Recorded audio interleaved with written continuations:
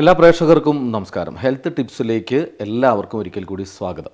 നമ്മൾ പല സമയങ്ങളിലായിട്ട് നമുക്ക് ആരോഗ്യപരമായി അറിയേണ്ട ചില കാര്യങ്ങളെക്കുറിച്ച് ഒരു അവബോധമുണ്ടാക്കുന്നതിന് വേണ്ടി സംഘടിപ്പിക്കുന്ന ഒരു പരിപാടിയാണ് ഹെൽത്ത് ടിപ്സ് എന്ന പ്രോഗ്രാം. അപ്പോൾ ഇന്ന് നമ്മളോടൊപ്പം പലപ്പോഴും ആ പ്രോഗ്രാമുമായിട്ട് ബന്ധപ്പെട്ട് നമ്മളോടൊപ്പം ഉണ്ടായിരുന്നത് സുൽത്താൻ ബത്തേരി വിനായക ഹോസ്പിറ്റലിലെ ഡോക്ടേഴ്സായിരുന്നു. ഇന്ന് നമ്മൾ ചർച്ച ചെയ്യുന്നൊരു വിഷയം കുട്ടികളിലുണ്ടാകുന്ന ENT സംബന്ധമായ അസുഖങ്ങൾ. അപ്പോൾ നമ്മളിതുവരെ അതൊരു ചർച്ചയിലേക്ക് എടുത്തിട്ടില്ല എന്ന് തോന്നുന്നു.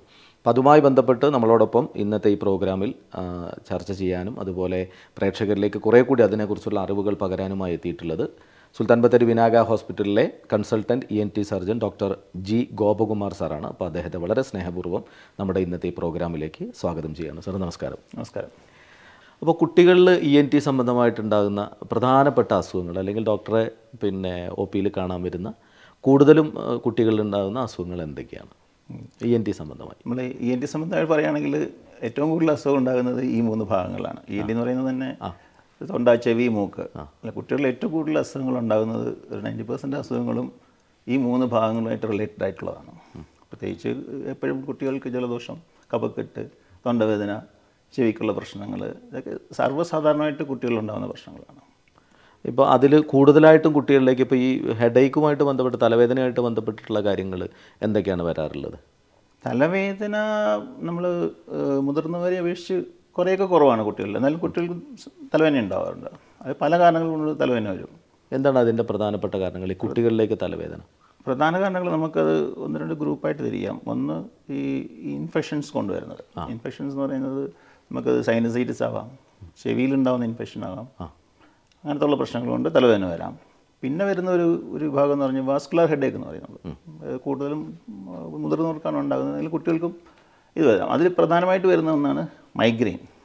അതുപോലെ തന്നെ ടെൻഷൻ, വാസ്കുലർ ഹെഡേക്ക്, അതായത് നമ്മുടെ സ്ട്രെസ്സ്, ടെൻഷൻ, കുട്ടികൾക്കുണ്ടാകുന്ന സ്ട്രെസ്സുകളുണ്ടാകുന്നത്, പ്രത്യേകിച്ച് കണ്ണിനുണ്ടാകുന്ന സ്ട്രെസ്സ്, കാഴ്ച മൂലം ഉണ്ടാകുന്ന സ്ട്രെസ്, ഓവർ യൂസ് ഓഫ് നമ്മൾ മൊബൈലും TV സ്ക്രീനൊക്കെ കാണുന്നുണ്ടാകുന്ന ഹെഡേക്ക്, അതും ഈ വാസ്കുലർ ഹെഡേക്കായിട്ട് ഒരു ഭാഗത്തിൽ വരും. പിന്നെ ക്രോണിക് ഡെയിലി ഹെഡേക്ക് എന്ന് പറഞ്ഞൊരു ഡെയിലി എല്ലാ ദിവസവും ഒരു കുറച്ച് നേരം കുട്ടികൾക്കുള്ള തലവേദന, അതൊക്കെ വളരെ നിസ്സാരമായ പ്രശ്നങ്ങളാണ്. മരുന്ന് കഴിച്ച് പെട്ടെന്ന് മാറ്റാവുന്ന കാര്യങ്ങളാണ്. പിന്നെ വരുന്നത് നമുക്ക് തലച്ചോറ് സംബന്ധമായിട്ടുള്ള പ്രശ്നങ്ങളാണ്. അതിൽ പ്രധാനമായിട്ട് വരുന്നതാണ് മെനിഞ്ചൈറ്റിസ്. അതുപോലെ തലച്ചോറിൻ്റെ ആവരണത്തിലുണ്ടാകുന്ന ഇൻഫ്ലമേഷൻ. പിന്നീട് വരുന്ന എൻസെഫലൈറ്റിസ്, അത് ബ്രെയിനിന് തന്നെ ഇൻഫ്ലമേഷൻ വരുന്നത്. അതൊക്കെ കുറച്ച് സീരിയസ് ആയിട്ടുള്ള കാര്യങ്ങളാണ്. പിന്നെ ബ്രെയിൻ ട്യൂമേഴ്സ്, ഇതൊക്കെ ഹെഡേക്കിന് കാരണമാവും. ഈ വളരെ ചെറുപ്രായം മുതലേ ഇങ്ങനെയുള്ള അസുഖങ്ങൾ ഉണ്ടാവാൻ തീർച്ചയായിട്ടും ഉണ്ടാവും. എല്ലാ കുട്ടികൾക്കും ഏത് പ്രായത്തിലും ഉണ്ടാവും. പാരമ്പര്യം ഏതെങ്കിലും ഘടകമാണോ? പാരമ്പര്യം കൊണ്ട് വരുന്നത് മൈഗ്രെയിനാണ് പ്രധാനം. മൈഗ്രെയിൻ കുറച്ച് പാരമ്പര്യമായിട്ട് വരാം, കുട്ടികൾക്കും ഉണ്ടാവാം. ഈ മൈഗ്രെയിൻ്റെ ഒരു അവസ്ഥയിലേക്ക് എത്തുന്നതുകൊണ്ട് അത് കുറേ നാൾ ഇപ്പോൾ വലിയ ആളുകളിൽ ഏറ്റവും കൂടുതൽ കണ്ടുവരുന്ന ഒരു അസുഖമാണ് മൈഗ്രെയിൻ എന്ന് പറയുന്നത്. അപ്പോൾ ഈ കുട്ടികളിൽ അത് ഉണ്ടായിട്ട് അത് ചികിത്സയിലൂടെ ഈ മൈഗ്രെയിൻ വന്നു കഴിഞ്ഞാൽ സാധാരണ കുറേ ലെങ്ത് മെഡിസിൻ ഇടയ്ക്കിടയ്ക്ക് വരാൻ സാധ്യതയുള്ള ഒരു അസുഖമാണ്. നമുക്ക് പൂർണ്ണമായിട്ട് ചികിത്സിച്ച് മരുന്ന് കൊടുത്ത് മാറ്റാൻ പറ്റില്ല. ഇടയ്ക്കിടയ്ക്ക് വരാം, വീണ്ടും വരാം. അത് ഇടയ്ക്കിടയ്ക്ക് വരാവുന്നൊരു ടൈപ്പ് തലവേദനയാണ് ഈ മൈഗ്രെയിൻ എന്ന് പറഞ്ഞത്. മരുന്ന് കഴിച്ചാൽ കുറേ നാളത്തേക്ക് ചിലപ്പോൾ ഉണ്ടാവില്ല. പിന്നെ ഒരു സ്ട്രെസ്സോ അങ്ങനത്തേക്ക് വരുമ്പോഴത്തേക്ക് വീണ്ടും ഈ മൈഗ്രെയിൻ തലവേദന വരാം.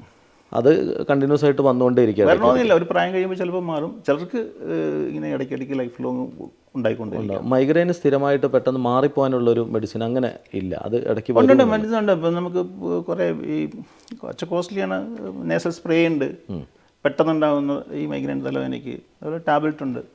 പിന്നെ സാധാരണ ചെറിയ തലവേദനയ്ക്ക് ആണെങ്കിൽ പാരസിറ്റമോൾ കഴിച്ചാൽ മാറാവുന്നതേ ഉള്ളൂ.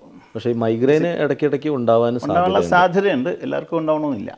ഈ കുട്ടികളിലേക്ക് കൂടുതൽ ഈ ബ്രെയിൻ ട്യൂമർ പോലെ മെനിഞ്ചൈറ്റിസ് പോലെയൊക്കെ കൂടുതലായിട്ട് അസുഖങ്ങൾ ഈ ചെറുപ്രായത്തിൽ തന്നെ ഉണ്ടാകാനുള്ളൊരു കാരണം എന്തായിരിക്കും? ഇതിനൊക്കെ ഉണ്ടാവാനായിട്ട് പ്രായമൊന്നുമില്ല. ഇത് പ്രായത്തിൽ മെനിഞ്ചൈറ്റിസ് ഒക്കെ വരാം. അത് നമ്മൾ ഇൻഫെക്ഷൻ വരുന്നതാണ്. ബ്രെയിനിൻ്റെ ആവരണത്തിൽ ഇൻഫെക്ഷൻ വരുന്നതാണ് മെനിഞ്ചൈറ്റിസ്. അത് ഏത് പ്രായത്തിലും വരാം. പിന്നെ കുറച്ച് ക്രോണിക് ആയിട്ടുള്ളതാണ് ഈ ട്യൂബർക്കുലോസിസ് കൊണ്ടുള്ളത്. കൂടുതലും ബാക്ടീരിയലാണ്. അക്യൂട്ടായിട്ട് വരുന്നത് ബാക്ടീരിയലാണ്. അത് ഈ ചെറുപ്രായത്തിൽ അതൊക്കെ ഒന്ന് തടയാൻ അല്ലെങ്കിൽ അതിനുവേണ്ടി എന്തെങ്കിലും നമുക്ക് ഈ ഗർഭാവസ്ഥയിലൊക്കെ സ്വീകരിക്കേണ്ട മാർഗ്ഗങ്ങൾ എന്തെങ്കിലുമൊക്കെ ഉണ്ടോ?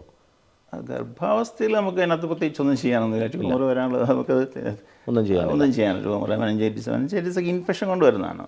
അത് നമ്മൾ ഇപ്പോൾ നമുക്ക് എപ്പോൾ വേണമെങ്കിലും ഒരു പനി ഇൻഫെക്ഷൻ വരാമല്ലോ. അത് ബ്രെയിനിലേക്ക് കയറിക്കഴിഞ്ഞാൽ മെനിഞ്ചൈറ്റിസ് വരും, അത്രയേ ഉള്ളൂ. അല്ലാണ്ട് അല്ലാതെ പ്രിവെൻറ്റ് ചെയ്യാനായിട്ട് വേറെ പിന്നെ നമുക്ക് പ്രതിരോധ കുത്തിവയ്പ്പുകളോ ഒന്നുമില്ല. അങ്ങനെയൊന്നുമില്ല. ചില വൈറസിൻ്റെ ഒക്കെ എതിരായിട്ടുള്ള കുത്തിവയ്പ്പുണ്ടെന്നുള്ളതല്ലാണ്ട്. ഈ പിന്നെ കുട്ടികളിലേക്ക് അവർക്ക് ഹെഡേക്കിൻ്റെ ഫലമായിട്ടാണ് ഈ സ്പെക്സ് വെക്കുക, ചെറുപ്രായത്തിൽ തന്നെ സ്പെക്സ് വെക്കേണ്ട ഒരു അവസ്ഥ വരുന്നത് ഏതൊരു സ്ഥിതി? കണ്ണിൻ്റെ പ്രശ്നമാണത്. അത് നമ്മൾ ENT റിലേറ്റഡ് അല്ല, കാഴ്ചക്ക് കുട്ടികൾ പോലും അത് ഈ ഹെഡേക്കുമായിട്ട് എന്തെങ്കിലും ബന്ധമുണ്ടോ? തീർച്ചയായിട്ടും ഷോർട്ട് സൈറ്റുള്ള കുട്ടികൾക്ക് ഹെഡേക്ക് വരും. കാരണം അവർക്ക് കണ്ണിന് സ്ട്രെയിനാണ് വരുന്നത്. വായിക്കാനായാലും TV കാണാനായാലും മൊബൈലിൽ കാണാനായാലും സ്ട്രെയിൻ വരുമ്പോൾ തലവേദന ഉണ്ടാവും. അതിൻ്റെ ഒരു ഭാഗമാണ്. തലവേദന എന്ന് പറയുമ്പോൾ നമുക്ക് രസമായിട്ടല്ല കാണുന്നത്, അല്ല, പലതിൻ്റെയും ഒരു ലക്ഷണമാണ് തലവേദന. സ്പെക്സ് വെക്കുന്ന അതിൻ്റെ മാത്രം എഫക്റ്റ് അല്ല, തലവേദനയുടെ മാത്രം എഫക്റ്റ് അല്ല, കണ്ണിൻ്റെ. അല്ലല്ല, കണ്ണിന് ഞാൻ ചോദിച്ചത് ഇത് രണ്ടും കൂടി ഇത് ചെയ്യാൻ പറ്റുമോ? ഇല്ല, കണ്ണിൻ്റെ പ്രശ്നം കൊണ്ടുള്ള തലവേദനയാണെങ്കിൽ കണ്ണിൻ്റെ വെച്ചാൽ മാറും, അത്രയേ ഉള്ളൂ. ഓക്കെ. അല്ല, എല്ലാ തലവേദന പക്ഷേ അതെല്ലാം ആ തരത്തിലുള്ള തലവേദന ആവണമെന്നില്ല. തലവേദന ഒരുപാട് കാരണങ്ങൾ കൊണ്ടുവരുമല്ലോ. അതെല്ലാം ഒരു പ്രത്യേകിച്ച് ഒരു കാരണം നമുക്ക് ഒരു രോഗമല്ല. തലവേദന എന്ന് പറഞ്ഞാൽ നമ്മൾ ആദ്യം മനസ്സിലാക്കേണ്ട ഒരു കാര്യം, തലവേദന ഒരു രോഗമല്ല, അതൊരു ലക്ഷണമാണ്. പല അസുഖങ്ങളുടെയും ലക്ഷണമാണ്. അപ്പോൾ അത് എന്തുകൊണ്ടാണ് തലവേദന ഉണ്ടാകുന്നതെന്ന് കണ്ടുപിടിക്കുക എന്നുള്ളതാണ്, അതിനുള്ള ചികിത്സ കൊടുക്കുക. അങ്ങനെയാണ് ടോൺസിലസ് പോലുള്ള അസുഖങ്ങൾ കുട്ടികളിലേക്ക് വരാനുള്ള സാധ്യത വളരെ കൂടുതലാണ്. ടോൺസിൽസും അഡിനോയിഡ്സും കുട്ടികളാണ് ഉണ്ടാവുക. ചെറുപ്പകാലത്ത് വലിയ മുതിർന്നു വരുമ്പോഴത്തേക്ക് അത് ചുരുങ്ങി പോവാണ്. ഒരു സാധാരണ ഒരു 5 വയസ്സ് കഴിയുമ്പോൾ 5 വയസ്സിലാണ് ഇത് മാക്സിമം സൈസ് ആവുക. ഇത് നമ്മുടെ കുട്ടികളുടെ രോഗപ്രതിരോധവുമായിട്ട് ബന്ധപ്പെട്ടതാണ്, ഈ അഡിനോയിഡും ടോൺസിൽസും ഒക്കെ. അഡിനോയിഡ് എന്ന് പറഞ്ഞാൽ മൂക്കിൻ്റെ പുറയിലുള്ള ഒരു ദശയാണ്. ഈ ടോൺസിൽ പോലെ തന്നെ ടോൺസിൽസ് ഉണ്ടല്ലോ. ഇതിൻ്റെ പ്രധാന ഫംഗ്ഷൻ എന്ന് പറയുന്നത് നമ്മുടെ മൂക്കിൽ കൂടെയും വായിക്കൂടെയൊക്കെ ചെല്ലുന്ന അണുക്കളെ ട്രാപ്പ് ചെയ്യുന്നതാണ്. കാരണം കുട്ടികളുടെ ഇമ്മ്യൂണിറ്റി പൂർണ്ണമായിട്ടും ഡെവലപ്പ് ചെയ്തിട്ടുണ്ടാവില്ല. 5 വയസ്സ് കഴിയണം പൂർണ്ണമായിട്ട് ഡെവലപ്പ് ചെയ്യാൻ. അപ്പോൾ ഈ ലോക്കൽ ഇമ്മ്യൂണിറ്റി കുറച്ച് ഇമ്പോർട്ടൻസാണ്. കാരണം നമ്മുടെ ബോഡിയിലേക്കുള്ള എൻട്രൻസ് എന്ന് പറയുന്നതാണ് മൂക്ക്, ശ്വസിക്കുന്ന വായു, അല്ലേ? അതിലെ കൂടെ അണുക്കൾ കയറാം, വായിലൂടെ കഴിക്കുന്ന ഭക്ഷണത്തിൽ കൂടെ ഒക്കെ അണുക്കൾ വരാം. ഈ അണുക്കളെ ട്രാപ്പ് ചെയ്തിട്ട് അതിനെ കൊല്ലുക എന്നുള്ളതാണ് ഈ ടോൺസിൽസിൻ്റെയും അഡിനോയിഡ്സിൻ്റെയും പ്രധാന ഫങ്ഷൻ. അപ്പം അതുകൊണ്ടാണ് കുട്ടികൾക്ക് എപ്പോഴും ഈ അഡിനോയിഡും ടോൺസിൽസും അടിക്കടി വരും എന്നുള്ള കുട്ടികൾക്ക്, മനസ്സിലായില്ലേ? അതൊരു 5 വയസ്സ് കഴിഞ്ഞാൽ പിന്നെ അത് സാവകാശം ജനറൽ ഇമ്മ്യൂണിറ്റി ഡെവലപ്പ് ചെയ്യുന്നതനുസരിച്ചിട്ട് പിന്നെ ഇതിനകത്ത് വരുന്ന ഇൻഫെക്ഷൻ കുറവായിരിക്കും. അപ്പോൾ അത് മെല്ലെ ചുരുങ്ങി പോവുകയാണ്. ഒരു 10-12 വയസ്സ് കഴിഞ്ഞാൽ പിന്നെ സാധാരണ ആൾക്കാരിൽ ഈ ടോൺസിലും അഡിനോയിഡും കാണാറില്ല. പക്ഷേ വളരെ അടുപ്പിച്ച് ഇങ്ങനെ ഇൻഫെക്ഷൻ വന്നിട്ട് നിൽക്കുന്നത് ഈ ടോൺസിൽസ് ഒന്നും പെട്ടെന്ന് ചുരുങ്ങി പോവില്ല. ഈ ഓപ്പറേഷൻ്റെ അവസ്ഥയിലേക്കൊക്കെ പോകുന്നത് എപ്പോഴാണ്? അതിനെ കുറച്ച് ഇൻഡിക്കേഷൻസ് ഉണ്ട്. ഇപ്പോൾ ഒരു വർഷത്തിൽ തന്നെ 4-5 പ്രാവശ്യത്തിനൊക്കെ മുകളിൽ വരിക, അടുപ്പിച്ച് 2-3 വർഷം ഇങ്ങനെ റിക്കറൻ്റായിട്ട് ത്രോട്ട് പെയിൻ വരിക, ഇതൊക്കെ ചെയ്യുമ്പോൾ നമ്മൾ ടോൺസിൽസ് എടുക്കണേ. അഡിനോയിഡ് പ്രധാനമായിട്ട് പ്രശ്നം ഉണ്ടാക്കുന്നത് മൗത്ത് ബ്രീതിങ്, വായിക്കൂടെ ശ്വാസം എടുക്കുക, രാത്രി ഉറക്കം കിട്ടാണ്ട് വരിക, കൂർക്കം വലി, ഇതിനെല്ലാം കാരണവും അഡിനോയിഡ്. കാരണം നമ്മൾ ശ്വസിക്കുന്ന വായു പോകുന്ന ഭാഗമെല്ലാം അടഞ്ഞിരിക്കുകയാണ്. അങ്ങനെ വരുമ്പം ഈ കൂർക്കം വലി വരും, മൗത്ത് ബ്രീതിങ് വരും. പിന്നെ രാത്രിയിൽ ഉറക്കം ശരിയാവാണ്ട് നമുക്ക് ഓക്സിജനേഷൻ ശരിയാവില്ല. അപ്പം പഠിത്തത്തിൽ അത് പിന്നോട്ടും പോകും. മാത്രമല്ല ചിലപ്പോൾ ചെവിക്കതിനെ ബാധിക്കും. ഈ അഡിനോയിഡൊക്കെ വലുതായിട്ടിരുന്ന് കഴിഞ്ഞാൽ ചെവിയിൽ ഇൻഫെക്ഷൻ വരാനുള്ള സാധ്യത വളരെ കൂടുതലാണ്. കഫം ഇറങ്ങിയിട്ട് ചെവി പൊട്ടി വലിക്കുക, അല്ലെങ്കിൽ കേൾവി കുറയുക, ഇങ്ങനെയൊക്കെയുള്ള പ്രശ്നങ്ങൾ വരുമ്പോൾ നമ്മൾ എടുത്തു കളയണം. ആ ഒരു സ്റ്റേജ് വരുമ്പോഴാണ് നമ്മൾ എടുക്കണം. അഡിനോയിഡും ടോൺസിൽസ് എല്ലാ കുട്ടികൾക്കും ഉണ്ട്. അതിൻ്റെ വലിപ്പ വ്യത്യാസം, അല്ലെങ്കിൽ അതിൻ്റെ ഈ ഇൻഫെക്ഷൻ ഇടയ്ക്കിടയ്ക്ക് വരുന്നതിൻ്റെ അനുസരിച്ചിട്ട് അതിൻ്റെ വലിപ്പ വ്യത്യാസം വരും. അപ്പം നല്ലോണം സിംറ്റംസ് ഉണ്ട്, മറ്റ് കോംപ്ലിക്കേഷൻസ് ഉണ്ടെന്നുണ്ടെങ്കിൽ ഡെഫിനറ്റായിട്ട് അത് എടുത്തു കളയണം. അതിപ്പോൾ ഈ കൂർക്കം വലി അല്ലേ, ശ്വാസം എടുക്കാനുള്ള തടസ്സം, അതൊക്കെയാണ് അതിൻ്റെ ലക്ഷണങ്ങളായിട്ട് പറയുന്നത്. പിന്നെ ചെവിക്ക് പ്രശ്നം വരാം, കേൾവിക്കുറവ് വരും, അല്ലെങ്കിൽ ചെവി വേദന വന്നിട്ട് ചെവി പൊട്ടി വലിക്കുക, ഇങ്ങനത്തെയൊക്കെ ഉള്ള പ്രശ്നങ്ങൾ അടിക്കടി വരുവാണെങ്കിൽ അഡിനോയിഡ് നമ്മൾ എടുത്ത കൂർക്കം വലി ഇതുമായിട്ട് ബന്ധപ്പെട്ട് തന്നെ തീർച്ചയായിട്ടും. കാരണം നമ്മൾ ശ്വസിക്കുന്ന ഭാഗത്ത് ബ്ലോക്ക് വരികയാണല്ലേ, ഇതിരുന്നിട്ട് ഏറെ ശരിക്കും പോകാനുള്ള ഒരു സാഹചര്യം ഉണ്ടാകുന്നില്ല, തടസ്സം വരുന്നുണ്ട്. അതുകൊണ്ടാണ് ഈ കൂർക്കം വലി വരുന്നത്. അപ്പോൾ അത് സാധാരണ ചെറിയൊരു കൂർക്കം വലിയൊന്നും വലിയ വിഷയമാക്കണ്ട. പക്ഷേ ഈ ഒബ്സ്ട്രക്ഷൻ ഉണ്ടാക്കുന്നുണ്ട്, ശ്വാസതടസ്സം വരുന്നുണ്ട്, രാത്രി ഉറക്കം ശരിയാവണില്ല, ഇങ്ങനെ ഉരുണ്ട് കളിച്ചുകൊണ്ടിരിക്കും. ചിലർക്ക് ഇങ്ങനെ പതുപോലെ ഈ തുപ്പലൊക്കെ വന്നുകൊണ്ടിരിക്കും വൈകുന്ന കുട്ടികളുടെ. അങ്ങനെയൊക്കെ വരുമ്പം അത് വലിയ ബുദ്ധിമുട്ടുള്ള സംഭവം. ഈ ദശ വരുന്നത് മൂക്കിൽ ദശ വരുന്നത് ദശ എന്ന് പറഞ്ഞാൽ ഇതാണ്. കുട്ടികളിൽ സാധാരണ വേറെ ദശകൾ വരാറില്ല. ഈ അത് കൂടുതലും മൂക്കിൽ ദശ എന്ന് പറയുന്നത് അഡിനോയിഡിനെയാണ് സാധാരണ ഇൻഡിക്കേറ്റ് ചെയ്യുന്നത്. പിന്നെ ഈ അലർജി കൊണ്ട് മൂക്കിൽ ദശ വരുന്നത് അത് വ്യത്യസ്തമാണ്. അത് കുട്ടികളിൽ വളരെ കുറവാണ്. പിന്നെ ഈ മൂക്കിൽ ദശ ഒരു കോംപ്ലിക്കേറ്റഡ് ആയിട്ടുള്ള ഒരു സാധനം എന്ന് പറഞ്ഞാൽ ഒരു ട്യൂമറാണത്. അത് ആൺകുട്ടികളിൽ മാത്രം കാണുന്ന ഒരു ട്യൂമറാണ്. ഒരു 5 വയസ്സ് മുതൽ 15 വയസ്സ് വരെയുള്ള കുട്ടികളിൽ മൂക്കിൻ്റെ പുറകെ ഈ അഡിനോയിഡ് എന്ന് പറഞ്ഞ പോലത്തെ ഒരു ദശയാണത്. പക്ഷെ അത് ഈ രക്തക്കുഴൽ കൊണ്ടുള്ള ഒരു ട്യൂമറാണ്. അത് സ്പ്രെഡ് ആവുന്നതല്ല, ബട്ട് ആ ഭാഗത്ത് ഇരുന്നിട്ടത് എക്സ്പാൻഡ് ചെയ്തിട്ട് മറ്റു ഭാഗങ്ങളിലേക്ക് അത് വളരും. അതിൻ്റെ പ്രധാന ലക്ഷണം എന്ന് പറഞ്ഞാൽ ഇടയ്ക്കിടയ്ക്ക് മൂക്കിൽ നിന്ന് ബ്ലഡ് വരിക, മൂക്കടപ്പ്, ഈ പറഞ്ഞാൽ ബാക്കി ലക്ഷണങ്ങളെല്ലാം ഉണ്ടാവും. അഡിനോയിഡിൻ്റെ എല്ലാ ലക്ഷണങ്ങളും ഉണ്ടാവും. ഒപ്പം ഇങ്ങനെ റിക്കറൻ്റായിട്ട് മൂക്കിൽ നിന്ന് ബ്ലഡ് വരിക. അങ്ങനെ ഉണ്ടെങ്കിൽ നമ്മൾ പ്രത്യേകിച്ച് ആൺകുട്ടികളിൽ, പെൺകുട്ടികൾക്ക് വരില്ല. റീസൺ എന്താണെന്ന് ചോദിച്ചാൽ അറിയില്ല. ആൺകുട്ടികളിൽ മാത്രം. അത് ഈ ഒരു ഏജ് ഗ്രൂപ്പ്, നമ്മുടെ ജുവനൈൽ ആൻജിയോഫൈബ്രോമ എന്ന് പറയും, കുട്ടികളിൽ മാത്രം ഉണ്ടാകുന്ന സംഭവം. ഈ ഒരു ഏജിലേ അത് ഡെവലപ്പ് ചെയ്തോളൂ. അത് തീർച്ചയായും അത് സർജറി ചെയ്തിട്ട് എടുത്തു കളയണം, അല്ലെങ്കിൽ അത് എക്സ്പാൻഡ് ചെയ്തുകൊണ്ടിരിക്കും, മറ്റുള്ള ഭാഗങ്ങളിലേക്ക് അത് വളർന്നു കയറും.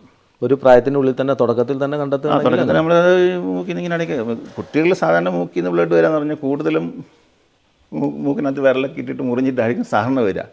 പക്ഷേ നമ്മളിങ്ങനെ റിക്കറൻ്റായിട്ട് അങ്ങനത്തെ മൂക്കിനകത്ത് നോക്കിയിട്ട് വേറെ പ്രത്യേകിച്ച് കാരണങ്ങളൊന്നും കാണുന്നില്ലെങ്കിൽ തീർച്ചയായിട്ടും നമ്മൾ എൻഡോസ്കോപ്പ് ചെയ്ത് നോക്കണം. മൂക്കിനുള്ളിൽ ഇങ്ങനെ നമുക്ക് ദശ കാണാൻ പറ്റും. ഈ അഡിനോയിഡ് പോലെ തന്നെ. അതും അഡിനോയിഡും തമ്മിൽ കൺഫ്യൂസ്ഡ് ആയിട്ട് അഡിനോയിഡ് എന്ന് പറഞ്ഞിട്ട് നമ്മൾ ചുരണ്ടിയാൽ പണി കിട്ടും. അത് പ്രോബ്ലം ആവും. കാരണം ഭയങ്കരമായിട്ട് ബ്ലീഡ് ചെയ്യും. അപ്പം എക്സ്ക്ലൂസീവ്ലി ആൺകുട്ടികളിൽ ഈ ഒരു ഏജ് ഗ്രൂപ്പിൽ വരുമ്പം നമ്മൾ ഇത് അഡിനോയിഡാണോ എന്ന് ക്ലിയർ ആണെന്നുള്ളതൊന്ന് കൺഫേം ചെയ്യണം. അത് അതിൻ്റെ അപ്പിയറൻസ് കൊണ്ട് നമുക്ക് മനസ്സിലാവും. മറ്റേ കുറച്ചുകൂടെ വാസ്കുലർ ആയിരിക്കും, ഒരു പിങ്കിഷ് കളറൊക്കെ ഉണ്ടാവും. ചിലപ്പം പെട്ടെന്ന് നമ്മളൊന്ന് എൻഡോസ്കോപ്പി ഒന്നും ചെയ്യാണ്ട് ഈ എക്സ്റേ ഒക്കെ എടുത്ത് നോക്കുമ്പോൾ ഒരു ദശയുണ്ട്, അഡിനോയിഡ് എന്ന് പറഞ്ഞിട്ട് അഡിനോയിഡ് ചെയ്യാൻ പോയാൽ പ്രോബ്ലംസ് വരും. കൺട്രോൾ ചെയ്യാൻ പറ്റില്ല. പിന്നെ ഇനി ഈ കുട്ടികളിൽ തൊണ്ടവേദന, അടിക്കടി ഇങ്ങനെ തൊണ്ടവേദന ഉണ്ടാവണമെങ്കിൽ കൂടുതൽ ശ്രദ്ധിക്കേണ്ട ഒരു കാര്യമുണ്ട്. ഉണ്ട്, തീർച്ചയായിട്ടും. അത് തൊണ്ടവേദന മെയിൻലി ടോൺസിലൈറ്റിസിൻ്റെ പ്രശ്നമാണ്. നമ്മൾ നേരത്തെ പറഞ്ഞ പോലെ പ്രതിരോധത്തിൻ്റെ ഭാഗമായിട്ട് ഈ അണുക്കളെ ടോൺസിൽസ് ട്രാപ്പ് ചെയ്തിട്ട് അത് അടിക്കടി ഇൻഫെക്ഷൻസ് വരും. അതിലൊരു കോംപ്ലിക്കേഷൻ എന്ന് പറഞ്ഞാൽ ഒരു പ്രത്യേകതരം അണുബാധ, സ്ട്രെപ്റ്റോകോക്കസ് ഇൻഫെക്ഷൻ വന്നു കഴിഞ്ഞാൽ ഈ അണുക്കൾക്കെതിരെ ബോഡിയിൽ ഒരു ആൻറ്റിബോഡി ഉണ്ടാവും, ആൻറ്റിസ്ട്രെപ്റ്റലൈസിൻ O എന്ന് പറഞ്ഞിട്ട്. ഈ ആൻറ്റിബോഡീസ് നമ്മുടെ മറ്റ് ടിഷ്യൂസിനെ ചിലപ്പം ആക്രമിക്കും. പ്രത്യേകിച്ച് കിഡ്നി സംബന്ധമായ അസുഖങ്ങൾ വരാൻ സാധ്യതയുണ്ട്, നെഫ്രൈറ്റിസ് ഒക്കെ വരാനുള്ള സാധ്യതയുണ്ട്. അതുപോലെ തന്നെ ജോയിൻസിനെ, റുമാറ്റിക് ഫീവർ ചെറുപ്രായത്തിൽ തന്നെ ഉണ്ടാവും. കുട്ടികളിലാണ് സാധാരണ ഇത് ഉണ്ടാകുന്നത്. അപ്പോൾ നമ്മൾ ഈ ബ്ലഡിൽ ASO-TITR എന്ന് പറഞ്ഞൊരു ഇതിൻ്റെ ആൻറ്റിബോഡീസ് ടൈറ്റർ ചെയ്താൽ അതിൻ്റെ അളവ് 200-ൽ കൂടുതലാണെങ്കിൽ നമുക്ക് ഈ ഒരു പ്രോബ്ലം സസ്പെക്ട് ചെയ്യാം. അങ്ങനെയുള്ള കുട്ടികളിൽ ഈ കിഡ്നിക്കും അല്ലെങ്കിൽ ജോയിൻസിനൊക്കെ അമവാദം, റുമാറ്റിക് ഫീവർ എന്ന് പറഞ്ഞാൽ ആ ഒരു അസുഖം വരാനുള്ള സാധ്യത കൂടുതലാണ്. അപ്പം അങ്ങനെ ASO-TITR വളരെ കൂടുതലാണെങ്കിൽ, പണ്ടെങ്കിൽ നമ്മളത് സർജറി ചെയ്യാതാണെങ്കിൽ പെൻസിലിൻസ് ഗുളികകൾ സ്ഥിരം കൊടുക്കുമായിരുന്നു. അപ്പം അങ്ങനെയില്ല, അത് ഒരു പേജ് കഴിഞ്ഞാൽ പിന്നെ അതിൻ്റെ ആവശ്യമില്ലാത്ത സാധനമാണ് ഈ ടോൺസിൽസ് എന്ന് പറയുന്നത്. അപ്പോൾ ഒരു അണുക്കൾക്ക് വളരാനുള്ള ഒരു സാധ്യതകളുണ്ട്. അതിനെ റിമൂവ് ചെയ്ത് കഴിഞ്ഞാൽ പിന്നെ ആ പ്രശ്നം ഉണ്ടാവില്ല. ഈ ടോൺസിലസിന് സർജറി ചെയ്യുന്നതുകൊണ്ടൊക്കെ ചെറുപ്രായത്തിലാകുമ്പോൾ ബുദ്ധിമുട്ടുകൾ കുട്ടികളാണ് നമ്മൾ ചെയ്യുന്നത്. ഒരു 3.5 വയസ്സ് കഴിഞ്ഞ് 5 വയസ്സിനിടയ്ക്കുള്ള എപ്പോൾ വേണമെങ്കിലും ചെയ്യാം. 3.5 വയസ്സ് കഴിഞ്ഞിട്ട് സാധനം ചെയ്യാറ്. അതിന് മുമ്പുള്ള കുട്ടികൾക്ക് സാധനം നമ്മളങ്ങനെ ചെയ്യാറില്ല, കാരണം അവരുടെ ഇമ്മ്യൂണിറ്റിയായിട്ട് ബന്ധപ്പെട്ടതായതുകൊണ്ട്. പക്ഷേ വല്ലാണ്ട് പ്രോബ്ലം ഉണ്ടെങ്കിൽ നമ്മളെടുക്കും. പിന്നീട് ഇത് ചെയ്തു കഴിഞ്ഞാൽ അതിൻ്റെങ്കിലും ലോങ് ലൈഫ് എഫക്ട്സ് കോംപ്ലിക്കേഷൻസും ഇല്ല, ഒരു കോംപ്ലിക്കേഷൻസും ഇല്ല. കാരണം പിന്നീട് അതിൻ്റെ ആവശ്യമില്ല. അത് നാച്ചുറലി ചുരുങ്ങി പോകേണ്ട സാധനമാണ്. നമ്മളത് ഇങ്ങനൊരു കോംപ്ലിക്കേഷൻസ് ഉള്ളത് കൊണ്ട്, അല്ലെങ്കിൽ ആ കോംപ്ലിക്കേഷൻ അവോയ്ഡ് ചെയ്യാനത് എടുത്തു കളയാം. ഇത്തരം കാര്യങ്ങളിൽ അങ്ങനെ നമുക്ക് പ്രിവെൻഷനായിട്ട് പ്രതിരോധ കുത്തിവയ്പ്പുകളൊന്നുമില്ല. ഇപ്പോൾ ഈ പറഞ്ഞിട്ടുള്ള അതുപോലെ അതൊക്കെ ബാക്ടീരിയൽ ഇൻഫെക്ഷൻസ് അല്ല, അതിനൊന്നും പ്രത്യേകിച്ച് അങ്ങനെ ഒരു പ്രതിരോധ കുത്തിവയ്പ്പുകളൊന്നുമില്ല. ഇപ്പോൾ കൂടുതലായിട്ടും നമ്മുടെ ഈ കാലാവസ്ഥാപരമായിട്ട് അങ്ങനെയൊക്കെ വരുന്ന അസുഖങ്ങളൊക്കെ ENT സംബന്ധമായിട്ട്, കാലാവസ്ഥ സംബന്ധമായിട്ട് വരുന്നത് അത് സ്വാഭാവികമായി വരുന്നത് പോലെയുള്ള സംഭവങ്ങൾ. നമ്മൾ കോമൺ കോൾഡ്, അത് വൈറസാണ്, ഇൻഫ്ലുവൻസ വൈറസൊക്കെ സാധാരണ കോമൺ കോൾഡ് വരുന്ന പോലെ കുട്ടികൾക്ക് അത് ഏത് പ്രായത്തിലും വരാം. ഈ ടോൺസിലസ് ഒക്കെ വരാനുള്ള പ്രധാനപ്പെട്ട കാരണം എന്താ? ഇൻഫെക്ഷൻ തന്നെ. ബാക്ടീരിയലാണ് മെയിനായിട്ട്. അതിൽ മെയിൻ ഒരു സാധനമാണ് സ്ട്രെപ്റ്റോകോക്കസ്. അങ്ങനെ 2-3 ബാക്ടീരിയസ് ഉണ്ട്. അത് ഇതിനകത്ത് കയറി ഇത് ട്രാപ്പ് ചെയ്തിട്ട് നമുക്ക് ഇതിനെ കില്ല് ചെയ്യുക. അതാണ് നമ്മൾ പസ്സായിട്ട് വരുന്നത്. ഈ നമ്മുടെ ബോഡിയിലുള്ള ഇമ്മ്യൂൺ സിസ്റ്റം ഇതിനെ ട്രാപ്പ് ചെയ്തിട്ട് അതിനെ കില്ല് ചെയ്യുകയാണ് ബാക്ടീരിയസിനെ. അപ്പോൾ ഒരു സ്റ്റേജ് കഴിയുമ്പം നമ്മുടെ ഈ ഇത് അത് കുറഞ്ഞു പോകും സെൽസ്. അപ്പോൾ ബാക്ടീരിയ കൂടുതലാവും. അപ്പോൾ വരുമ്പോഴാണ് ഈ പ്രശ്നങ്ങൾ വരുന്നത്. അതൊരു ഇൻഫ്ലമേഷനായിട്ട് വരുന്നത്. മറ്റേ നാച്ചുറലി നടന്നുകൊണ്ടിരിക്കുക, നമ്മൾ അറിയുന്നില്ല. പക്ഷേ കൂടുതലായിട്ടൊരു ഇൻഫെക്ഷൻ വരുന്ന സമയത്ത് ഇത് നമ്മൾ കുറച്ച് പട്ടാൾക്കാരുടെ അടുത്ത് കൂടുതൽ പട്ടാൾക്കാർ വരുന്ന പോലെ ഉള്ളൂ.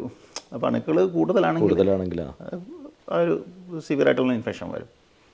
പഴുക്കും, ടോൺസിൽസ് പഴുക്കും. ഇപ്പം നമ്മൾ ഈ ഒരു ചെറുപ്രായത്തിൽ കുട്ടികളിൽ ശ്രദ്ധിക്കേണ്ട കാര്യങ്ങൾ എന്തൊക്കെയാണ്? കുറേ ഇത് വരാതിരിക്കാനും അല്ലെങ്കിൽ അത് ടോൺസിൽസോ? ഇതുപോലുള്ള ENT സംബന്ധമായ അസുഖങ്ങൾ വരാതിരിക്കാൻ കുറച്ച് കെയർ ചെയ്യേണ്ട കാര്യങ്ങൾ എന്തെങ്കിലും ഉണ്ടോ? പ്രത്യേകിച്ച് ഇത് ഓൾറെഡി ഇങ്ങനെ വന്ന് ഒരു രീതിയിൽ ഇത് കുറച്ച് ഇൻഫെക്ഷൻസ് ഒക്കെ വന്നു പോകുന്ന നമ്മുടെ ബോഡിയുടെ ഒരു ഭാഗമായിട്ടാണ്, ഇമ്മ്യൂൺ ഡെവലപ്മെൻറ്റ് ഒരു ഭാഗമാണ്. എക്സ്പോഷർ വരണം എപ്പോഴും. നമ്മൾ അശ്രദ്ധ കൊണ്ട് ഇതിൽ എന്തെങ്കിലും വരാൻ സാധ്യതയുണ്ടോ? അശ്രദ്ധ ടോൺസിൽസ് ഒക്കെ വരുന്നതിന് പ്രധാന ഒരുപാട് തണുത്ത് കഴിക്കാം, അത്രയ്ക്കേ ഉള്ളൂ. ആ ലോക്കൽ ഇമ്മ്യൂണിറ്റി കുറയ്ക്കാൻ എന്ത് സംഭവം വന്നാലും ആ സമയത്ത് ഇതിനകത്ത് ബാക്ടീരിയകൾ ഫ്ലെയർ അപ്പ് ചെയ്യും. അതുകൊണ്ടാണ് ഈ ടോൺസിൽസ് തൊണ്ടവേദന ഉള്ള കുട്ടികൾ തണുത്തത് അധികം കഴിക്കാണ്ടിരിക്കുക എന്ന് പറയുന്നത്. തണുത്ത് കഴിച്ച് കഴിയുമ്പോഴത്തേക്കും ആ ലോക്കലായിട്ടുള്ള സർക്കുലേഷൻ കുറയും, അപ്പോൾ ഈ പ്രതിരോധ ഭടന്മാരുടെ അളവ് കുറയും. ആ സമയത്ത് ബാക്ടീരിയകൾ മൾട്ടിപ്ലൈ ചെയ്യും, ഭയങ്കരമായിട്ട് മൾട്ടിപ്ലൈ ചെയ്യും. അപ്പോൾ പെട്ടെന്നൊരു അക്യൂട്ട് ഇൻഫെക്ഷൻ വരും. ഈ ചെവിയിൽ നമുക്ക് സ്വാഭാവികം കുട്ടികളിൽ പലപ്പോഴും ചെവി വേദന, അതുപോലെ ചെവിക്കകത്ത് ഒരു ഒരു ഒരു പഴുപ്പ് പോലെ ഒരു സംഭവം, അങ്ങനെ ചെവിയുടെ തീർച്ചയായിട്ടും ആ കുട്ടികളിലാണ് ഈ പറഞ്ഞ കൂടുതലായിട്ട് കാണുന്നത്. അവർക്ക് എപ്പോൾ വേണമെങ്കിലും വരാം. കാരണം ഈ അപ്പർ റെസ്പിറേറ്ററി ഇൻഫെക്ഷൻ ഏറ്റവും കൂടുതൽ കുട്ടികളിലാണ് ഉണ്ടാകുന്നത്. ഞാൻ നേരത്തെ പറഞ്ഞ പോലെ കോൾഡ്, സാധാരണ കോൾഡ് വന്നു കഴിയുമ്പോഴത്തേക്ക് പ്രശ്നം എന്ന് വെച്ചാൽ നമ്മുടെ തൊണ്ട ഇത് മൂക്കുമായിട്ട് എപ്പോഴും റിലേറ്റഡാണ്. ചെവിയുടെ പ്രശ്നങ്ങളെല്ലാം മൂക്കുമായിട്ട് റിലേറ്റഡാണ്. കാരണം മൂക്കിൽ വരുന്ന എന്ത് കോൾഡോ എന്ത് ഇൻഫ്ലമേഷൻ വന്നാലും ഈ തൊണ്ടയും ചെവിയോടുള്ളൊരു ട്യൂബുണ്ട്, യൂസ്റ്റേഷ്യൻ ട്യൂബ് എന്ന് പറയും. അതുവഴിയാണ് ചെവിയുടെ ഉള്ളിൽ എയർ കയറുന്നതും ചെവിക്കുള്ളിലുണ്ടാകുന്ന ഈ സെക്രീഷൻസൊക്കെ തൊണ്ടയിൽ വന്ന് പോകും, നമ്മൾ അറിയുന്നില്ല. അപ്പോൾ ഈ ട്യൂബ് ബ്ലോക്കായി കഴിഞ്ഞാൽ ചെവിയുടെ ഉള്ളിലുള്ള ഫങ്ഷൻ മൊത്തം തകരാറാവും. അതിനകത്തുള്ള സെക്രീഷൻസ് പുറത്തേക്ക് കയറില്ല, എയർ അങ്ങോട്ട് ഉള്ളിലോട്ട് കയറില്ല. അങ്ങനെ വരുമ്പോഴത്തേക്ക് അതിനകത്ത് ഈ സെക്രീഷൻ കെട്ടി വന്നിട്ട് അതിനകത്ത് ഇൻഫെക്ഷൻ വരും. അതുകൊണ്ടാണ് ഈ കൂൾഡ് വരുന്ന കുട്ടികൾക്കാണ് എപ്പോഴും ചെവിവേദന ഉണ്ടാവുക. ജലദോഷം മൂക്കടപ്പ് വന്നു കഴിഞ്ഞാൽ കുറച്ച് കഴിയുമ്പോൾ ചെവിയിൽ പ്രശ്നം വരും. സാധാരണ നമ്മൾ ഇത് കുറഞ്ഞു കഴിഞ്ഞാൽ അത് ഓട്ടോമാറ്റിക്കലി നോർമലാവും. അപ്പോൾ കൂടുതലായിട്ട് ഈ ട്യൂബ് തൊണ്ടൻ ചെവിയുള്ള ട്യൂബ് എന്ന് പറഞ്ഞാൽ രജിസ്ട്രേഷൻ ട്യൂബ് അത് ബ്ലോക്കായി കഴിഞ്ഞിട്ട് അതിൻ്റെ ഫംഗ്ഷൻ പോയി കഴിഞ്ഞാൽ ഈ ഒരു സംഭവം ഉണ്ട്, അതിനകത്ത് സെക്രീഷൻ ഫ്ലൂയിഡ് അടിഞ്ഞു കൂടും, അതിനകത്ത് ബാക്ടീരിയാസ് വരും. അപ്പോൾ പിന്നെ അത് പയസ്സായി കഴിഞ്ഞാൽ അത് പൊട്ടി ഒലിക്കും നാച്ചുറലി. അങ്ങനെയാണ് ചെവി പഴുത്ത് പൊട്ടി ഒലിക്കുക എന്ന് പറയാൻ. അതിന് മെഡിസിനാണോ കൊടുക്കുന്നത് അതോ എന്തെങ്കിലും? അത് നമ്മൾ ട്രീറ്റ് ചെയ്യേണ്ടത് മൂക്കിൻ്റെ അസുഖത്തിനെയാണ്. അതിനാണ് നമ്മൾ മൂക്കിൽ മരുന്ന് ഒഴിക്കാൻ പറയും. പലരും ഈ ചെവിവേദനയൊക്കെ ആയിട്ട് ഹോസ്പിറ്റലിൽ വരുമ്പോൾ മൂക്കിൽ ഒഴിക്കാൻ പറയുമ്പോൾ അവർക്ക് സാറേ എനിക്ക് ചെവിയിലാണ് പ്രശ്നം, മൂക്കിലല്ല എന്ന് പറയുമ്പോൾ നമ്മൾ മൂക്കിൽ തന്നെയാണ് ഒഴിക്കേണ്ടത്. കാരണം ചെവിയിൽ ഒഴിച്ചിട്ട് കാര്യമൊന്നുമില്ല, അത് ചെവിയുടെ ഉള്ളിലാണ്. അത് വലിയ ഇൻഫർമേഷൻ ആണ്. കാരണം പലരും ചോദിക്കാറുണ്ട്. ഇപ്പം പിന്നെ എല്ലാവർക്കും എനിക്ക് അറിയാമെന്ന് തോന്നുന്നില്ല, ഇപ്പോൾ കുറേ ആളുകൾക്ക് അറിയാം. ശരിക്കും അത് മൂക്കിൽ തന്നെ ഒഴിച്ചിട്ട് ആ മൂക്കിലുള്ള ഇൻഫ്ലമേഷൻ കുറയണം, നീർക്കെട്ട് കുറയണം, അല്ലെങ്കിൽ കഫം കുറയണം. അതുപോലെ നമ്മൾ ഈ ജലദോഷം മൂക്കടപ്പൊക്കെ ഉള്ള സമയത്ത് നമ്മൾ മൂക്ക് ഭയങ്കരമായിട്ട് ഇങ്ങനെ ഫോഴ്സ് കൊടുത്തിട്ട് മൂക്ക് ചീറ്റിക്കളയാൻ അതൊരിക്കലും ചെയ്യാൻ പാടില്ല. ജസ്റ്റ് പിഴിഞ്ഞ് കളയുന്നുണ്ട് കുഴപ്പമില്ല. പക്ഷെ നമ്മൾ ഫോഴ്സ് കൊടുത്ത് ചീറ്റുമ്പോൾ എന്താ ഈ കഫം എല്ലാം കൂടെ ഈ ട്യൂബിലേക്ക് കയറും. അപ്പോൾ അത് ബ്ലോക്ക് വരും. നമ്മൾ ഈ ചുരത്തിലേക്ക് കയറുമ്പോൾ ചെവി അടയുന്നത്. അതുപോലെ അടഞ്ഞു കഴിഞ്ഞിട്ട് പിന്നെ ചിലപ്പോൾ ഇതിനകത്ത് ഇൻഫെക്ഷൻ ആയി കഴിഞ്ഞാൽ വീണ്ടും ചെവി പഴുപ്പ് വരും. അതിങ്ങനെ റിക്കറൻ്റായിട്ട് വന്നു കഴിഞ്ഞാൽ പിന്നെ ആ പാട പൊട്ടിയത് അടയില്ല. അപ്പം ഒരു പെർമനൻ്റായിട്ട് ഒരു ഹോൾ അതിനകത്തുണ്ടാവും. പിന്നെ എപ്പോൾ വേണമെങ്കിലും വെള്ളം കയറുമോ ജലദോഷം വന്നാലും ഒക്കെ ചെവിയിൽ നിന്ന് പഴുപ്പ് വരാം.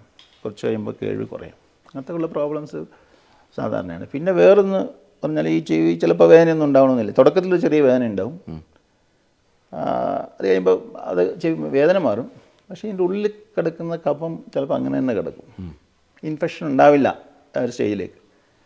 അങ്ങനെയാണ് നമ്മളതിന് ഗ്ലൂ ഇയർ എന്ന് പറയും. ഈ കിടന്ന ഈ കഫം ഒരു പശു പോലെയാവും, ഗ്ലൂ എന്ന് പറയാം, ഗ്ലൂ ഇയർ എന്നാണ് പറയുക, അല്ലെങ്കിൽ സെക്രട്ടറി ഓട്ടൈറ്റിസ് മീഡിയ എന്ന് പറയും. അപ്പോൾ അതിനകത്ത് ഫ്ലൂയിഡ് കെട്ടി കിടന്നിട്ട് വേറെ ഒരു സിംറ്റം ഉണ്ടാവില്ല, കുട്ടിക്ക് കേൾവി കുറവായിരിക്കും. ഇപ്പം ചെറുകുട്ടികളാകുമ്പോൾ നമ്മൾ ശ്രദ്ധിക്കില്ല. അവർ ക്ലാസ്സിൽ പോകുമ്പോൾ പഠിത്തത്തിൽ പിന്നോക്കം പോകും, അല്ലെങ്കിൽ വീട്ടിൽ വന്നിട്ട് ടി വിയുടെ വോളിയം കൂട്ടി വെക്കും, അല്ലെങ്കിൽ നമ്മൾ എന്തെങ്കിലും ചോദിച്ചാൽ കുറച്ച് പ്രാവശ്യം റിപ്പീറ്റ് ചെയ്യേണ്ടി വരും. കേൾവി കുറവ് വരാൻ അത് ആ ഒരു പ്രശ്നം ഉണ്ടെങ്കിൽ അത് പലരും ചിലപ്പോൾ നോട്ടീസ് ചെയ്യാതെ പോകും. അല്ലാതെ നമ്മൾ അത്ര ശ്രദ്ധിക്കുന്ന കുട്ടികളാണെങ്കിൽ അതിനെന്താ എന്തെങ്കിലും ചോദിച്ചാൽ കേൾക്കണില്ല, അല്ലെങ്കിൽ ടി വിയുടെ വോളിയം കൂട്ടി വെക്കുന്നു, ക്ലാസ്സിൽ ശ്രദ്ധിക്കുന്നില്ല, ഈ ഡിക്റ്റേഷനൊക്കെ കൊടുത്തു കഴിഞ്ഞാൽ ഒക്കെ തെറ്റിക്കും, അതിനറിയാവുന്നതായിരിക്കും. പക്ഷെ അവൻ ശരിക്കും കേൾക്കുന്നില്ല. അത് പലപ്പോഴും നോട്ടീസ് ചെയ്യാതെ പോകും. കറക്റ്റ് അത്. അത് ഈ പ്രത്യേകിച്ച് ഈ അഡിനോയിഡൊക്കെ ഉള്ള ക്രോണിക് അഡിനോയിഡൈറ്റിസ്, അഡിനോയിഡ് വലിപ്പമുള്ള കുട്ടികൾക്കൊക്കെ ഈ യൂസ്റ്റേഷൻ ട്യൂബ് ക്രോണിക്കായിട്ട് തന്നെ അതിന് ഡിസ്ഫങ്ഷൻ വരും, ബ്ലോക്ക് വരും. അങ്ങനെ വരുമ്പോൾ ഈ സെക്രീഷൻസൊക്കെ അവിടെ തന്നെ അടിഞ്ഞു കൂടും. പക്ഷേ ഇൻഫെക്ഷൻ വരില്ല. ഇൻഫെക്ഷൻ വന്നാലേ പെയിൻ വരൂ, ശ്രദ്ധിക്കപ്പെടുള്ളൂ. പക്ഷേ ഇത് ശ്രദ്ധിക്കപ്പെടില്ല. ആ ഒരു അതുണ്ടെങ്കിൽ നമ്മളത് പാട പൊട്ടിച്ചിട്ട് ആ കഫം വലിച്ചെടുത്ത് കഴിഞ്ഞിട്ട് പണ്ട് ചെറിയ ട്യൂബൊക്കെ ഇടുമായിരുന്നു.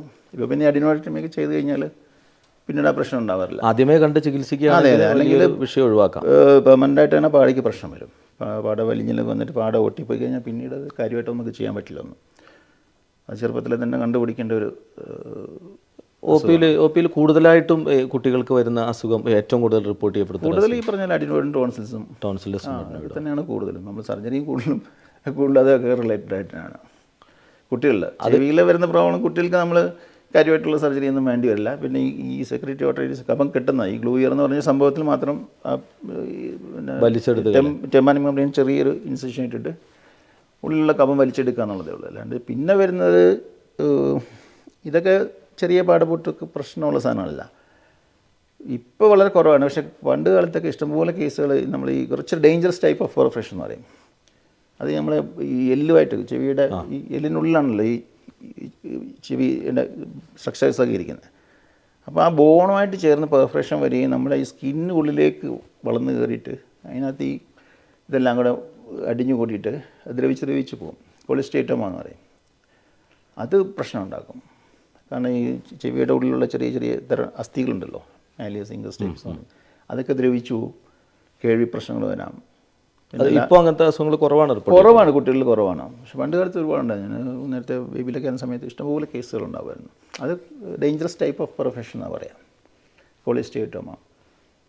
മറ്റേ സാധാരണ ചെറിയൊരു പാട പൊട്ടുന്നത് വലിയ വിഷയമൊന്നുമില്ല. ചെറിയൊരു കഴിവുകളുണ്ട്, ഇടയ്ക്കിടയ്ക്ക് ഇങ്ങനെ പലരും സർജറിയേ ചെയ്യാറില്ല, കൊണ്ട് നടക്കാറുണ്ട്. അത് വയസ്സായാലും അങ്ങനെ തന്നെ ഉണ്ടാവും. വേറെ പ്രോബ്ലം ഒന്നുമില്ല. കുറച്ച് കഴിവുക്കുറവുണ്ടാവും. അത് ചെറിയ പ്രായത്തിലായതുകൊണ്ട് അവർക്ക് മനസ്സിലാവില്ല കഴിവുക്കുറവുണ്ടെന്നുള്ളത്. അത് കുറച്ച് ശ്രദ്ധിക്കുകയാണെങ്കിൽ അതൊക്കെ ഒഴിവാക്കാൻ പറ്റും. ഈ ഒരു ഡേഞ്ചറസ് ടൈപ്പ് ഓഫ് പെർഫെക്ഷൻ ഉണ്ടെങ്കിൽ നമ്മൾ ചെവിയിൽ കുട്ടികൾ ചെയ്യുന്ന ഒരു ഇയർ സർജറി എന്ന് പറയുന്നത് അത് മാത്രമേ ഉള്ളൂ. മാസ്റ്റോയുടെ ഈ എല്ലൊക്കെ തുറന്നിട്ട് അതിനകത്തുള്ള ഇത് കംപ്ലീറ്റ് അസുഖങ്ങളും മാറ്റി ചെയ്യണം. പിന്നെ ഈ അസ്ഥികളൊക്കെ ദ്രവിച്ചു പോയിട്ടുണ്ടെങ്കിൽ അതൊക്കെ കടഞ്ഞെടുത്ത് വെക്കണം. ഓസിക്ലോപ്ലാസ്റ്റി അങ്ങനെയൊക്കെയുള്ള കുറച്ചൊരു കോംപ്ലിക്കേറ്റഡ് സംഭവമാണത്. അപ്പോൾ ENT സംബന്ധമായിട്ട് ഇനിയിപ്പോൾ എന്തെങ്കിലും നമുക്ക് പ്രേക്ഷകരോട് പറയാനുള്ളതുണ്ടോ? ഇപ്പം നമ്മൾ അഡിനോയിഡ് ടോൺസിൽ ചെവിയുടെ പ്രശ്നങ്ങളൊക്കെ പറഞ്ഞു. മൂക്കിൽ വേറെ പ്രത്യേകിച്ച് കാര്യം, പിന്നെ മൂക്കിൽ നിന്ന് ബ്ലഡ് വരുന്നതിൻ്റെ കാര്യം ഞാൻ പറഞ്ഞല്ലോ. അതും കുട്ടികളിൽ ഏറ്റവും കൂടുതൽ കാണുന്ന ഒരു ഇതിൻ്റെ ഒരു കാരണം എന്ന് പറയുന്നത് മൂക്കിൽ വിരലിടുക. കാരണം കുട്ടികളുടെ മൂക്കിനകത്ത് വിരലിടും, മൂക്ക് മുറിയും. ഈ മൂക്കിൻ്റെ പാലെന്ന് പറഞ്ഞാൽ ഭയങ്കര വെസ്ലറാണ്. പ്രത്യേകിച്ച് ഈ മൂക്കിൻ്റെ അങ്ങേ ഏറ്റവും പുറമേയുള്ള ഭാഗം ആൻറ്റീരിയറിൻ്റെ അവിടെ ഈ രക്തക്കുഴലെല്ലാം കൂടി ചുരുണ്ടുകൂടി കിടക്കുന്നൊരു സ്ഥലമാണ്. അപ്പോൾ ചെറുതായിട്ടൊരു മുറിവ് വന്നാൽ തന്നെ നല്ല ബ്ലീഡിങ് വരും. അപ്പോൾ ഇങ്ങനെ പല കുട്ടികളും ഇങ്ങനെ ഇടയ്ക്കിടയ്ക്ക് ഇങ്ങനെ മൂക്കിൽ നിന്ന് ബ്ലഡ് വരുന്നു, സ്കൂളിൽ ഇരിക്കുമ്പോൾ ബ്ലഡ് വരുന്നു, ഒരു കൂടി പേരൻസ് പാനിക്കായിട്ട് കൊണ്ടുവരും. അത് ഒന്നും നമ്മൾ കാണുമ്പോൾ തന്നെ അറിയാം, ആ മുറിവ് കാണാൻ പറ്റും. നഖം തട്ടിയിട്ട് നഖം തന്നെ മുറിയും. അത് ജസ്റ്റ് ഒന്ന് പ്രസ് ചെയ്ത് പഠിച്ചാൽ നിൽക്കും. പക്ഷേ എവിടെയെങ്കിലും തട്ടിക്കഴിഞ്ഞാൽ വീണ്ടും വരും. പക്ഷേ ഭയപ്പാടോടുകൂടി കാണുന്ന കുട്ടികളാകുമ്പോൾ നമുക്ക് പറഞ്ഞാലും അവർ ഓട്ടോമാറ്റിക്കലി ചെയ്തു പോകും. അപ്പോൾ നമുക്ക് ആ നഖമൊക്കെ ഒന്ന് വൃത്തിക്ക് വെട്ടി വെക്കുക എന്നൊക്കെയുള്ളതാണ് എൻ്റെ ഒരു രീതി. പിന്നെ പല കാരണങ്ങൾ കൊണ്ട് വരാം.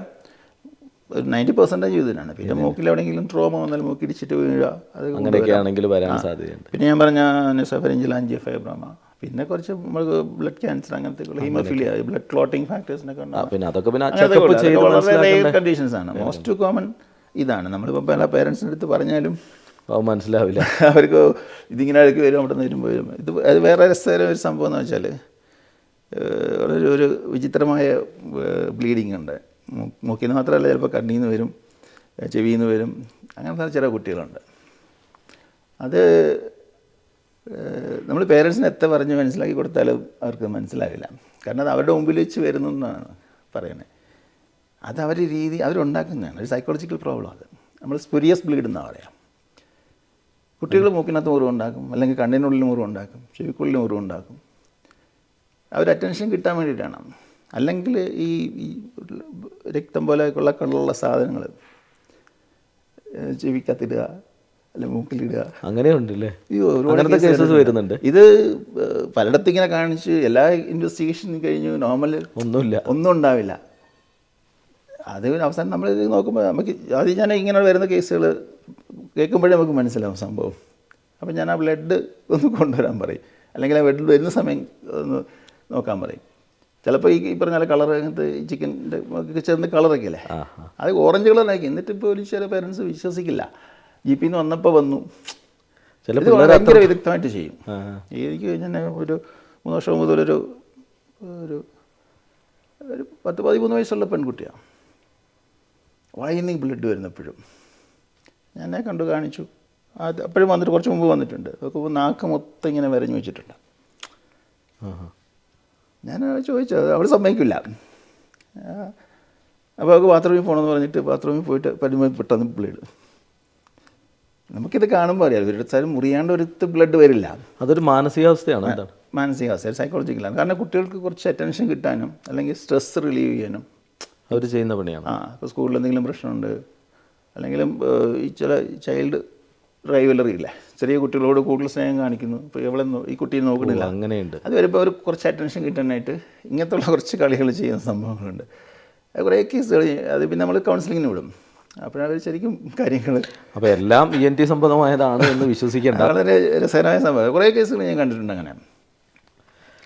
ഏതായാലും ഇന്ന് ENT സംബന്ധമായ കുറച്ച് അസുഖങ്ങളെയാണ് നമ്മൾ ഇപ്പം ഡോക്ടറിലൂടെ കേട്ടത്. കുട്ടികളിൽ കേട്ടോ, പ്രത്യേകിച്ച് കുട്ടികളിൽ. അപ്പോൾ അതുമായി ബന്ധപ്പെട്ട് നമുക്ക് കുറേ നമ്മൾ കാണാറുള്ളതും പരിചയിച്ചതുമായ കുറേ കാര്യങ്ങൾ എന്തുകൊണ്ടാണെന്നും അതിൻ്റെ പ്രതിവിധികൾ എന്താണ് എന്നൊക്കെയാണ് ഡോക്ടർ നമുക്ക് നൽകിയിട്ടുള്ളത്. അപ്പോൾ ഇന്നത്തെ ഹെൽത്ത് ടിപ്സ് നമ്മളിവിടെ അവസാനിപ്പിക്കുമ്പോൾ തീർച്ചയായും ഇന്നത്തെ ഈ ഒരു എപ്പിസോഡിൽ നമ്മളോടൊപ്പം പങ്കെടുത്ത സുൽത്താൻ ബത്തേരി ഡോക്ടർ വിനായക ഹോസ്പിറ്റലിലെ consultant ENT surgeon doctor G. Gopakumar, അദ്ദേഹത്തോട് ഒരുപാട് നന്ദിയും സന്തോഷവും അറിയിക്കുകയാണ്. അടുത്ത ഒരു എപ്പിസോഡിൽ അദ്ദേഹത്തിൽ നിന്ന് നമുക്ക് മറ്റേതെങ്കിലും ഒരു വിഷയവുമായി ബന്ധപ്പെട്ട് കൂടുതൽ അറിവുകൾ നേടാം എന്ന് വിശ്വസിച്ചുകൊണ്ട് പങ്കെടുത്തതിൽ ഒരുപാട് നന്ദി സർ. നമസ്കാരം. നമുക്കിനി മറ്റൊരു വിഷയവുമായി പിന്നീട് കാണാം. നമസ്കാരം.